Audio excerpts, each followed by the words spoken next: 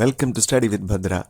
ഇന്ന് നമ്മൾ പഠിക്കാൻ പോകുന്നത് 8th സ്റ്റാൻഡേർഡ് ഹിന്ദി പാഠപുസ്തകമായ മൽഹാറിലെ 5th ചാപ്റ്റർ കബീർ കെ ദോഹയാണ്. പ്രശസ്തനായ ഒരു കവിയാണ് കബീർ ദാസ്. വ്യത്യസ്തനായ ഒരാളായിരുന്നു. അദ്ദേഹം ഏകദൈവത്തിലാണ് വിശ്വസിച്ചിരുന്നത്. അരൂപിയായ ദൈവത്തിൽ അദ്ദേഹം വിശ്വസിച്ചിരുന്നത്. അദ്ദേഹം എന്താ പറഞ്ഞിരുന്നത്? റാം ഓർ റഹീം ഏക് ഹേ. അള്ളാഹുവും ശ്രീരാമനും എല്ലാം ഒന്നാണ്. ദൈവം ഉണ്ട് അല്ലേ? ഒരാളുടെ ഹൃദയത്തിലാണ് ദൈവം ഉണ്ടാകേണ്ടത്. അതായത് നമ്മുടെ പ്രവൃത്തികളാണ് ദൈവം. നന്മയും നമ്മുടെ പ്രവൃത്തികളും കൊണ്ടാണ് നമുക്ക് മഹത്വം ഉണ്ടാകുന്നത്. അതേപോലെ തന്നെ ഗുരു ശിഷ്യ ബന്ധത്തിന് വളരെയധികം പ്രാധാന്യം കൽപ്പിച്ചിരുന്ന ഒരു വ്യക്തിയാണ് അദ്ദേഹം. അപ്പോൾ നമുക്ക് പാഠഭാഗം നോക്കാം. കബീർ കെ ദോഹേ. ദോഹെ എന്ന് പറഞ്ഞാൽ എന്താ? ദോഹെ എന്ന് പറഞ്ഞാൽ 2 വരിയുള്ള ഒരു പോയമാണ്, ഒരു പൊയറ്റിക് ഫോമാണ്. ഇംഗ്ലീഷിൽ നമ്മൾ കപ്ലെറ്റ് എന്ന് പറയും. 8 ദോഹകൾ ചേർന്നാണ് നമ്മളിപ്പോൾ പഠിക്കാൻ പോകുന്ന കബീർ കെ ദോഹെ. ഓരോ 2 ലൈൻസും ഇൻഡിപെൻഡൻ്റ് ആയിരിക്കും. അതിനൊരു ഇൻഡിപെൻഡൻ്റ് ഐഡിയ അല്ലെങ്കിൽ ഒരു മോറൽ ഉണ്ടാകും. അപ്പോൾ നമുക്ക് നോക്കാം. ഫസ്റ്റ് ദോഹെ. സാഞ്ച് ബരാബർ തപ്പ് നഹി, ഛൂട്ട് ബരാബർ പാപ്, ജാക്കെ ഹൃദയ സാഞ്ച് ഹെ, താ ഹൃദയ ഗുരു ആപ്. എന്താണ് ഈ ദോഹയുടെ മീനിങ്? സാഞ്ച് ബരാബർ തപ് നഹി. സാഞ്ച് എന്ന് പറഞ്ഞാൽ എന്താ? സത്യം. തപ് എന്ന് പറഞ്ഞാൽ തപസ്യ. സാഞ്ച് ബരാബർ തപ് നഹി. സത്യത്തിന് തുല്യമായ തപസ്സില്ല, അല്ലെങ്കിൽ സത്യത്തിനോളം പോകുന്ന ഒരു തപസ് വേറെ ഇല്ല. അതുപോലെ തന്നെ ഛൂട്ട് ബരാബർ പാപ്. ഛൂട്ട് എന്ന് പറഞ്ഞാൽ എന്താ? നുണ അല്ലെങ്കിൽ കള്ളത്തരങ്ങൾ അല്ലേ? നുണയ്ക്ക് അല്ലെങ്കിൽ കള്ളത്തിന് ഓളം പോകുന്ന ഒരു വലിയ പാപവും ഇല്ല. അപ്പോൾ സത്യം എന്ന് പറയുന്നത് ഒരു തപസ്യ, അതിനോളം പോകുന്നതാണ്. കള്ളമാണെങ്കിലോ അതിനേക്കാൾ വലിയ ഒരു പാപം വേറെ ഇല്ല എന്നാണ് പറയുന്നത്. ജാക്കെ ഹൃദയ സാഞ്ച് ഹേ, താ ഹൃദയ ഗുരു ആപ്. ആരുടെ? ജാക്കെ എന്ന് പറഞ്ഞാൽ ജിസ്കെ, ഹൃദയ എന്ന് പറഞ്ഞാൽ ഹൃദയം.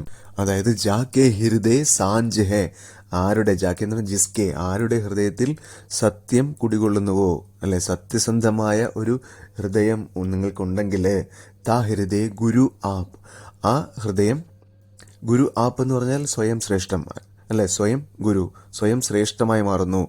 നമുക്കെല്ലാവർക്കും നേർവഴി കാട്ടിത്തരുന്നത് ആരാ? നമ്മുടെ ഗുരുക്കന്മാര് അല്ലേ? അപ്പോൾ നമ്മുടെ ഹൃദയത്തിൽ സത്യം കുടികൊള്ളുന്നുണ്ടെങ്കിൽ, സത്യസന്ധമായൊരു ഹൃദയമാണ് നമ്മുടേതെങ്കിൽ, നമ്മൾ സ്വയം ഗുരു, സ്വയം ശ്രേഷ്ഠമായി മാറുന്നു ആ ഹൃദയം അല്ലേ? അപ്പോൾ നമുക്ക് തന്നെ നേർവഴി കാട്ടാൻ നമുക്ക് തന്നെ സാധിക്കും, സ്വയം സാധിക്കും.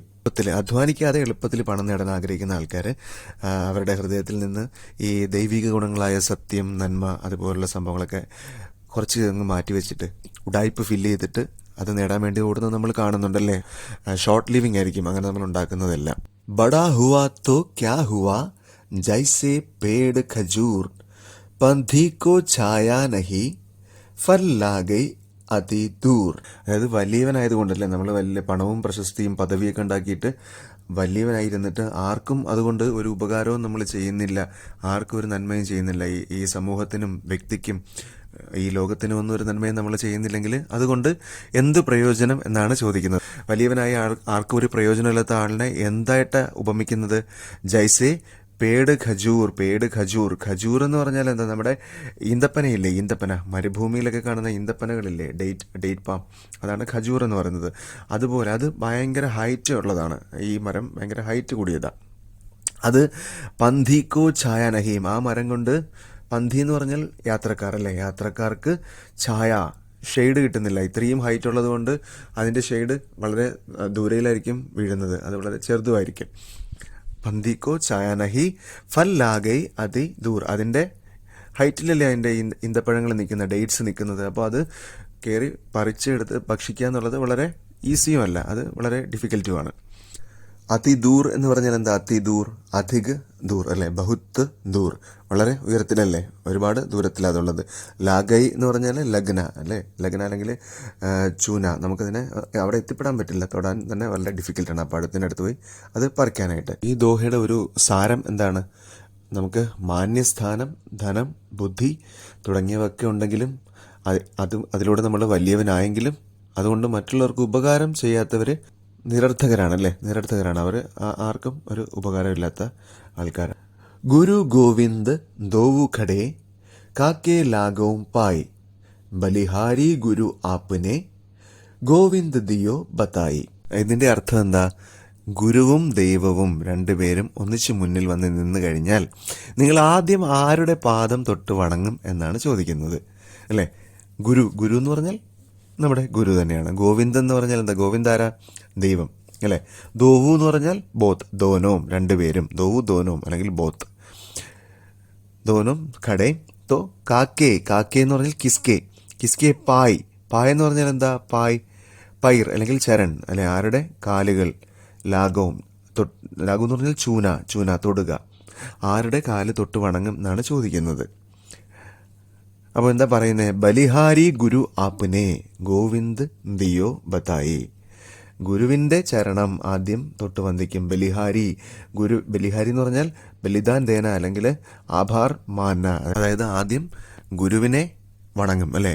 ഗുരുവിനെ വണങ്ങും, ഗുരുക്കു പ്രണാം ദൂങ്ക എന്നാ പറയുന്നത്. അത് എന്തുകൊണ്ടാ അങ്ങനെ പറയുന്നത്? ഗോവിന്ദ് ദിയോ ബത്തായി, അതായത് ഗോവിന്ദ് എന്ന് പറഞ്ഞാൽ ഈശ്വരനെ കുറിച്ച് ആദ്യമായിട്ട് പറഞ്ഞു തന്ന ആൾ ആരാ? ഗുരുവല്ലേ? ഈശ്വരനെ കുറിച്ചുള്ള അറിവ് ആദ്യമായിട്ട് തന്നത് ആരാ? ഗുരുവാണ്.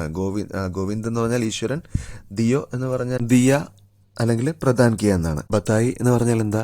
ബത്താന. നമ്മൾ കേൾക്കാറില്ലേ ഗുരുക്കന്മാരെ ഈശ്വര തുല്യരായിട്ട് കാണണമെന്ന്, അല്ലെ? നമുക്ക് അറിവാണ് ദൈവം, അല്ലേ? നമുക്ക് അറിവ് പകർന്നു തരുന്ന ആരാ? ഗുരുക്കന്മാരാണ്, നമ്മുടെ ടീച്ചേഴ്സാണല്ലേ? അത് നമുക്ക് വേണ്ടപ്പെട്ടവരാകാം നമ്മുടെ ടീച്ചേഴ്സ്. നമുക്ക് അറിവ് പകർന്നു തരുന്നവരെല്ലാം നമ്മുടെ ഗുരുക്കന്മാരാണ്. അപ്പോൾ അവരെല്ലാം ഈശ്വര തുല്യരാണ്, അല്ലേ? ഒരുപാട് ആഴത്തിലുള്ള മീനിങ്ങുകളാണ് ഈ രണ്ട് വരികളിലൂടെ നമുക്ക് കൺവേ ചെയ്യുന്നത്, അല്ലേ? അതീക ഭലാന ബോൽന, അതീക ഭലാന ചൂപ്പ്, അതീക ഭലാന ബർസ്ന, അതീക്കി ഭലി ന ധൂപ്. അതീക എന്താ മീനിങ്? അധിക. ഭല എന്ന് പറഞ്ഞാൽ അച്ഛ. ചൂപ്പ് എന്ന് പറഞ്ഞാൽ എന്താ? ചൂപ്പ്, സൈലന്റ്. അധിക ഭല ന ബോൽന, അതായത് അധികമായിട്ട് സംസാരിക്കുന്നതും അച്ഛ നഹി ഹെ, ഒന്നുമേ ഉണ്ടാതിരിക്കുന്നതും നല്ലതല്ല. ഭല നഹി ഹെ. ഏസി ബാനി ബോലിയെ മൻ കാ ആപാ ഖോയി, ഔറൻ കോ സീതൽ കരൈ ആപ്പ് ഹൂം സീതൽ ഹോയി. ഈ ദോഹയുടെ മീനിങ് എന്താ? അതായത് മനസ്സിൽ അഹങ്കാരമില്ലാതെ സംസാരിക്കണം. അത് അങ്ങനെ നമ്മൾ സംസാരിക്കുകയാണെങ്കിൽ മറ്റുള്ളവരെ അത് ശീതൽക്കരയാ, മറ്റുള്ളവർക്ക് തണുപ്പെന്ന് പറയുന്നത് ശാന്തി, അല്ലേ? തണുപ്പെന്ന് ഉദ്ദേശിക്കുന്നത് ശാന്തി നൽകുകയും അത് നമ്മളെയും ശാന്തരാക്കുകയും ചെയ്യും. മൃദുവായ മധുരമായ വാക്കുകൾ മറ്റുള്ളവർക്കും അതുപോലെ തന്നെ സ്വയവും സമാധാനവും ശാന്തിയൊക്കെ നൽകുന്നു എന്നുള്ളതാണ് ഈ ദോഹയുടെ ഒരു മീനിങ്. ഏസി ബാനി ബോലിയെ, ഏസി എന്ന് വെച്ചാൽ എങ്ങനെയുള്ള ബാനി എന്ന് പറഞ്ഞാൽ വാണി, വേർഡ്സ്, അല്ലെങ്കിൽ ബോൽനേക്ക തരീക്ക, എങ്ങനെയാണ് നമ്മൾ സംസാരിക്കേണ്ടത്? മൻക ആപ്പ ഖോയി, മനസ്സിൽ ആപ്പ എന്ന് പറഞ്ഞാൽ എന്താ? ഖമണ്ട് അല്ലെങ്കിൽ അഹങ്കാരം. മനസ്സിലെ അഹങ്കാരം. ഖോയ് എന്ന് പറഞ്ഞാൽ ഖോന, കളഞ്ഞിട്ട്. തെല്ലും അഹങ്കാരം ഒന്നും ഇല്ലാതെ നമ്മൾ സംസാരിക്കണം. അങ്ങനെ സംസാരിച്ചാൽ എന്ത് പറ്റും? ഔറൻ കോ സീതൽ കരെ. ഔറൻ എന്ന് പറഞ്ഞാൽ എന്താ? ദൂസരോങ്കോ, അതേഴ്സ്, മറ്റുള്ളവരുടെ മനസ്സിനെ അതെന്ത്? സീതൽ കര എന്ന് പറഞ്ഞാൽ ഡണ്ട കരയെങ്കിൽ തണുപ്പിക്കും എന്ന് പറഞ്ഞാൽ അവർക്കൊരു സുഖം നൽകും, അല്ലേ? അത് അവർക്ക് മാത്രമാണ് സുഖം നൽകുന്നത്, അല്ല. അങ്ങനെ നമ്മൾ സംസാരിച്ചാൽ ആപ്പ് ഹൂം സീതൽ ഹോയി, നമ്മളും സ്വയം. ആപ്പ് ഹൂം എന്ന് പറഞ്ഞാൽ ഖുദുക്കോ അല്ലെങ്കിൽ സ്വയം, നമ്മളും സീതൽ ഹോയി എന്ന് പറഞ്ഞാൽ ഹോന, സീതൽ ഹോന, നമ്മളും തണുക്കും, അല്ലേ? നമ്മളും ശാന്തരായി സമാധാനം ഉള്ളവരായിട്ട് മാറും. നെക്സ്റ്റ് ദോഹ ഏതാ? നിന്ദക്ക് നിയരെ രാഖിയെ ആംഗൻ കുടി ചവായ്, ബിൻ പാനി സാബുൻ ബിന നിർമ്മൽ കരൈ സുഭായ്. എപ്പോഴും നമ്മുടെ കുറ്റങ്ങൾ കണ്ടുപിടിച്ച് നമ്മളെ കുറ്റപ്പെടുത്തുന്ന അല്ലെങ്കിൽ നമ്മളെ വിമർശിക്കുക മാത്രം ചെയ്യുന്ന ആൾക്കാരെ നമുക്കാർക്കും അത്ര ഒരു ഇഷ്ടം ഉണ്ടാവില്ല, അല്ലേ? പക്ഷേ നമ്മളവരെ ഇഷ്ടപ്പെടണമെന്നാണ് കബീർജി പറയുന്നത്, അല്ലേ? നിന്ദക്ക് നിയരെ രാഖിയെ. നിന്ദക്ക് എന്ന് പറഞ്ഞാൽ ക്രിട്ടിക്സ്, അല്ലെങ്കിൽ നമ്മളെ വിമർശിക്കുന്നവർ അല്ലെങ്കിൽ നിന്ദിക്കുന്നവർ, അല്ലേ? നമ്മുടെ കുറ്റങ്ങൾ പറയുന്നവർ, അവരെ നിയരെ എന്ന് പറഞ്ഞാൽ നിയർ, രാഖിയെ എന്ന് പറഞ്ഞാൽ രഖിയെ, അല്ലേ? അങ്ങനെയുള്ള ക്രിട്ടിക്സിനെ നമ്മൾ അടുത്ത് തന്നെ വെക്കണം. പറ്റുമെങ്കിൽ അടുത്ത് വെച്ചാൽ മതിയോ? അല്ല, സാധിക്കുമെങ്കിൽ എന്ത് ചെയ്യണം? ആംഗന് കുടി ചവായി. നമ്മുടെ ആംഗൻ എന്ന് പറഞ്ഞാൽ നമ്മുടെ മുറ്റത്ത് തന്നെ ഒരു കുടി എന്ന് പറഞ്ഞാൽ ഹട്ട്, ചോമ്പടി, അല്ലേ? ഒരു കുടില്. ചവായ് എന്ന് പറഞ്ഞാൽ ബൻവാന, പറ്റുമെങ്കിൽ നമ്മുടെ മുറ്റത്ത് തന്നെ ഒരു കുടിലുണ്ടാക്കി അവരെ അവിടെ താമസിപ്പിക്കണം. എന്തിനാ അവരെ ഈ നമ്മുടെ എപ്പോഴും കുറ്റം പറയുന്നവരെ അങ്ങനെ താമസിപ്പിക്കണം എന്ന് പറയുന്നത്? ബിൻ പാനി സാബുൻ ബിന, അവര് സോപ്പോ വെള്ളമോ, ബിൻ പാനി അല്ലെ വെള്ളം, ബിൻ പാനി ബിനാ പാനി, പാനി വെള്ളമോ അല്ലെങ്കിൽ സാബുൻ സോപ്പും വെള്ളമോ കൂടാതെ ഉപയോഗിക്കാതെ, നിർമ്മൽ കരൈ സുഭായ്, സുഭായ് എന്ന് പറഞ്ഞാൽ സ്വഭാവം അല്ലെ, നമ്മുടെ സ്വഭാവത്തിനെ ശുദ്ധമാക്കുന്നു അല്ലെ. അവര് നമ്മുടെ കുറ്റങ്ങൾ നമ്മൾ മനസ്സിലാക്കാത്ത ആയിരിക്കാം ചിലപ്പോൾ, നമുക്കിങ്ങനെ ഒരു കുറവുണ്ട് അല്ലെങ്കിൽ നമുക്കിങ്ങനെ ഒരു കുഴപ്പമുണ്ടെന്നൊക്കെ, അത് ഇവർ വിമർശിക്കുമ്പോഴത്തേക്കും അത് നമുക്കത്ര ഇഷ്ടപ്പെട്ടില്ലെങ്കിലും അത് നമ്മുടെ കുറ്റം മനസ്സിലാക്കാനുള്ള അവസരമാണ് അല്ലേ. അപ്പോൾ അത് നമുക്ക് മനസ്സിലാക്കി സ്വയം ശുദ്ധീകരിക്കാൻ പറ്റും. അതുകൊണ്ട് നമ്മൾ അവരെ, വിമർശകരെ വെറുക്കാതെ നന്ദിയോടെ സ്വീകരിക്കണമെന്നാണ് അദ്ദേഹം പറയുന്നത്. നെക്സ്റ്റ് ദോഹയിൽ എന്താ പറയുന്നത്? സാധു ഏസാ ചാഹിയേ ജൈസാ സൂപ്പ് സുഭായ്, സാർ സാർക്കോ ഗഹി രഹൈ, ധോഥാ ദേയി ഉഡായ്. സാധു എന്ന് പറഞ്ഞാൽ എന്താ? സെയിന്റ് അല്ലെങ്കിൽ ഗുഡ് അല്ലെങ്കിൽ നോബിൾ പേഴ്സൺ, സജ്ജൻ അല്ലെ. സജ്ജൻ എങ്ങനെയാകണമെന്നാ പറയുന്നേ? സാധു ഏസാ ചാഹിയേ ജൈസാ സൂപ്പ് സുഭായ്, ഏതുപോലെ സൂപ്പ് എന്ന് പറഞ്ഞാൽ എന്താ? അരിപ്പ. നമ്മൾ ഈ ധാന്യങ്ങളിൽ നിന്നൊക്കെ അതിൽ ആവശ്യമില്ലാത്ത സാധനങ്ങൾ അരിച്ചു കളയുന്ന അരിപ്പ കണ്ടിട്ടില്ലേ? സിവ് SIEVE, ഇംഗ്ലീഷിൽ സിവ് എന്ന് പറയും, SIEVE. ജൈസാ സുപ്പ് സുഭായ്, അരിപ്പ പോലെ ആയിരിക്കണം. സാർക്കോ ഗഹി രഹൈ, ധോഥാ ദേയി ഉഡായി. സാർ എന്ന് പറഞ്ഞാൽ എന്താ? മൂല്യമുള്ള വസ്തുക്കൾ അല്ലെ, മൂല്യമുള്ള വസ്തുക്കൾ. ഗഹി രഹൈ എന്ന് പറഞ്ഞാൽ ഗ്രഹൺ കർണ എന്ന് പറഞ്ഞാൽ ടു ആക്സെപ്റ്റ്. മൂല്യമുള്ള വസ്തുക്കളെ അവര് ആക്സെപ്റ്റ് ചെയ്യും, നല്ല നല്ല കാര്യങ്ങളെ അവർ സ്വീകരിക്കും. എന്നിട്ടോ ധോത്ത എന്ന് പറഞ്ഞാൽ ബേക്കാർ വസ്തു അല്ലേ, നമുക്ക് ആവശ്യമില്ലാത്ത സാധനങ്ങൾ, ബേക്കാർ വസ്തു അല്ലെങ്കിൽ വേസ്റ്റ്, അതാണ് ധോത്ത എന്ന് പറഞ്ഞാൽ. ധോത്ത ദേയി ഉഡായി, വേസ്റ്റ് ആയിട്ടുള്ള സാധനങ്ങൾ, ഉഡാന അത് എടുത്ത് കളയും അല്ലെ. അങ്ങനെയുള്ള കാര്യങ്ങൾ അവർ സ്വീകരിക്കില്ല, അത് റിജക്റ്റ് ചെയ്യും. നമ്മുടെ അരിപ്പ് കണ്ടിട്ടില്ല, അതിൽ നമ്മൾ സീരിയൽസ്, ധാന്യങ്ങളൊക്കെ അരിക്കുമ്പോഴേക്കും ബൂസി എന്ന് പറഞ്ഞാൽ എന്താ? ബൂസി ഈ ഉമിയില്ലേ നമ്മൾ, അതിൻ്റെ പുറം തോടില്ലേ, അത് നമുക്ക് ആവശ്യമില്ലല്ലോ.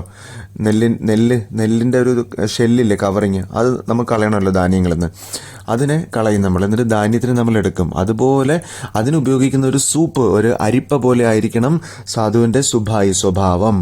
അവർ സാർക്കോ ഗഹി രഹേ, നല്ല നല്ല മൂല്യമുള്ള കാര്യങ്ങളെ നമ്മൾ ആക്സെപ്റ്റ് ചെയ്യും സജ്ജൻ. എന്നിട്ട് മോശം കാര്യങ്ങളെ, ബേക്കാർ വസ്തുവോ ഉടാതെങ്കെ അവർ എടുത്ത് പുറത്ത് കളയും അല്ലേ, സ്വീകരിക്കില്ല, റിജക്റ്റ് ചെയ്യും. ലാസ്റ്റ് ദോഹ എന്താ പറയുന്നേ? കബിര മൻ പഞ്ചി ഭയാ ഭാവൈ തഹ്വാം ജായ്, ജോ ജൈസി സംഗതി കരൈ സോ തൈസ ഫല് പായ്. എന്ന് പറഞ്ഞാൽ കബീറിന്റെ മനസ്സ് എങ്ങനെയാണ്? പഞ്ചി ഭയ അല്ലെ, പക്ഷി. ഭയ എന്ന് പറഞ്ഞാൽ കെ സമാൻ, പഞ്ചി എന്ന് പറഞ്ഞാൽ എന്താ? പക്ഷി. ഭയ കെ സമാൻ, പക്ഷിയുടെ പോലെയാണ് മനസ്സ് അല്ലെ. ഭാവൈ തഹ്വാം ജായേ, ഭാവ എന്ന് പറഞ്ഞാൽ ജഹാം ജാനേക്ക ഇച്ഛാഹോ, എങ്ങോട്ടാണ് ആഗ്രഹിക്കുന്നത് അല്ലേ, എങ്ങോട്ട് പോകാനാണ് ആഗ്രഹിക്കുന്നത്. തഹ്വാം വഹാം, അങ്ങോട്ടേക്ക് പറന്നു പോവും അല്ലേ, അങ്ങോട്ടേക്ക് പോകും. ജോ ജൈസി സംഗതി കരൈ സോ തൈസ ഫല് പായി. സംഗതി എന്ന് പറഞ്ഞാൽ എന്താ? ഫ്രണ്ട്ഷിപ്പ്, സംഘ് അല്ലേ, സാധ്. നമ്മുടെ എങ്ങനെയുള്ള കൂട്ടുകാരെ, നമ്മൾ എങ്ങനെയുള്ള കൂട്ടുകെട്ട് തിരഞ്ഞെടുക്കുന്നു അതുപോലെ ആയിരിക്കും. സോ തൈസ, തൈസ എന്ന് പറഞ്ഞാൽ വൈസ, അങ്ങനെ ആയിരിക്കും അതിൻ്റെ ഫൽ പായ എന്ന് പറഞ്ഞാൽ പാന, അതിൻ്റെ ഫലം കിട്ടാൻ പോകുന്നത് അങ്ങനെയായിരിക്കും. നമ്മുടെ കൂട്ടുകെട്ടുകളിൽപ്പെട്ട് മോശമായി പോകരുത്, മോശം കൂട്ടുകെട്ട് പാടില്ല എന്നൊക്കെ നമ്മുടെ ആൾക്കാർ ഉപദേശിക്കില്ലേ, അതുപോലെ തന്നെയാണ് നമ്മുടെ അതൊരു സത്യമായ കാര്യമാണ് കേട്ടോ. നമ്മൾ നല്ല കൂട്ടുകെട്ടുണ്ടെങ്കിൽ നമുക്ക് അതിൻ്റെ സ്വഭാവം, നമുക്ക് അതിൻ്റെ ഒരു ഗുണം നമുക്കും കിട്ടും. ഒരു ചൊല്ലുണ്ട്, എന്താണ്? Your salary is will be the average of the salary of your friends എന്നൊരു ചൊല്ലുണ്ട് അല്ലേ. നിങ്ങളുടെ ഒരു സാലറി, അതൊരു സാലറിയെ കുറിച്ചുള്ളൊരു ചൊല്ലാണ്. നിങ്ങളുടെ ശമ്പളം എന്ന് പറയുന്നത് നിങ്ങളുടെ കൂട്ടുകാരുടെ ശമ്പളത്തിൻ്റെ ഒരു ആവറേജ് ആയിരിക്കും എന്നാണ്. അപ്പോൾ നമ്മൾ കൂടുതൽ ശമ്പളമുള്ളവരായിട്ട് കൂട്ടുകൂടിയാൽ നമ്മുടെ ശമ്പളവും കൂടും. ശമ്പളം എന്ത് വെച്ചാൽ പണം മോഹിക്കണമെന്നല്ല, കൂടുതൽ അറിവുള്ള ആൾക്കാർ അല്ലെ, നല്ല സ്വഭാവമുള്ള കൂട്ടുകെട്ട്, ഉത്സാഹികളായ കൂട്ടുകെട്ട് അല്ലേ, നേട്ടങ്ങൾ കൈവരിക്കാൻ വേണ്ടിയിട്ട് കഠിനാധ്വാനം ചെയ്യുന്ന സംഗതി, അങ്ങനെയുള്ള കൂട്ടുകെട്ടിലൊക്കെ നമ്മൾ ചെന്നാൽ നമ്മളും ഓട്ടോമാറ്റിക്കലി ആ സ്വഭാവം നമുക്കും കിട്ടും. അപ്പോൾ നല്ല കൂട്ടുകെട്ടാണെങ്കിൽ അതിൻ്റെ ഫലം നമുക്ക് കിട്ടും എന്നാണ് പറയുന്നത് അല്ലേ. പക്ഷിയെപ്പോലെ പറന്ന് നടക്കുന്നതാണ് നമ്മുടെ മനസ്സ് അല്ലേ. എവിടെ ആകർഷണമുണ്ടോ അവിടേക്ക് പോകും. അപ്പോൾ നമ്മുടെ ആകർഷണം നല്ല കൂട്ടത്തിലേക്കായിരിക്കണം നമ്മുടെ ആകർഷണം. ആ കൂട്ടത്തിൽ പോയിരിക്കുക, അതിൻ്റെ നല്ല ഫലങ്ങൾ നേടുക. അപ്പോൾ എല്ലാവർക്കും ഈ ചാപ്റ്ററിൻ്റെ എക്സ്പ്ലനേഷൻ ഉപകാരപ്രദമായെന്ന് വിശ്വസിക്കുന്നു. Please subscribe the channel. Kindly like and share the video. Thank you.